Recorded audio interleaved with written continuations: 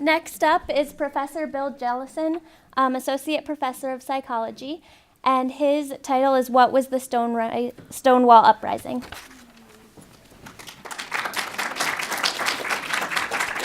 Hi, myself and many of my friends were really excited when President Obama, at his second inaugural speech, alluded to the fact that we will remember Stonewall.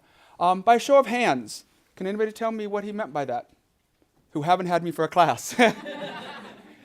Well, imagine you're getting ready to go out on a Saturday night.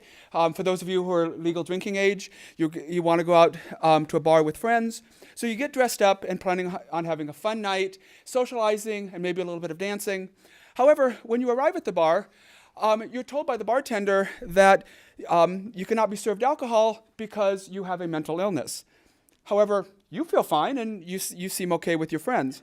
However, when you do find a bar that is willing to serve you alcohol, but it's very seedy and dark. And you find out that it's run by criminals who actually pay off the police to allow them to serve you alcohol.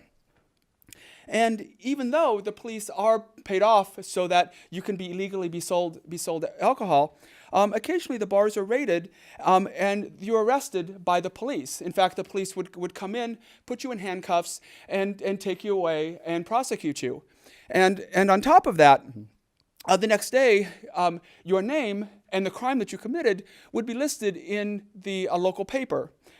And because society supported what the police were doing, many times you would lose your job and be alienated from your family. Sound far-fetched? Actually, this is what was occurring in the 1960s for gay men and lesbian women. So why didn't people stand up? Why didn't people do something about the police raids? Well, social norms of the time didn't see gay men and lesbian women as equals. In fact, it was a general belief in society and supported by the American Psychological Association that homosexuality was in fact a mental illness. And and people who were gay and lesbian were seen as social degenerates. And in fact, even people who were active in the civil rights movement, fighting for the rights of women and for people of color, didn't necessarily see their gay brothers and sisters as having similar, is that 30 seconds?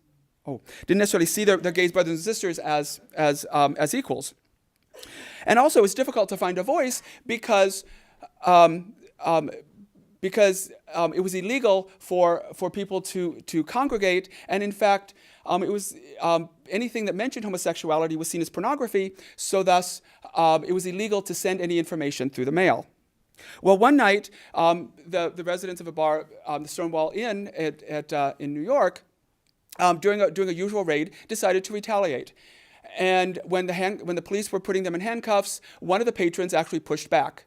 Well, this led to the other patrons in the bar also fighting back and barricading the police inside the bar. Word spread down through the village that what was going on at the Stonewall, and this brought more rioters. Eventually, riot police showed up, but that still didn't stop the rioters. Although they were chased off, they ended up circling around the block and attacking the police. Although eventually the police that were barricaded inside the bar were let out, the rioting continued for 3 days, continuing to get more and more active. A year later, organizers, gay and lesbian activists, decided we can't forget this event. So what they did was they organized the first Christopher Street Freedom Day Parade, which is a march to commemorate the Stonewall riots that happened the year before. The pride parades that occur in many large cities in the summer, as well as around the world in June, are actually a commemoration of these Stonewall riots. Thank you.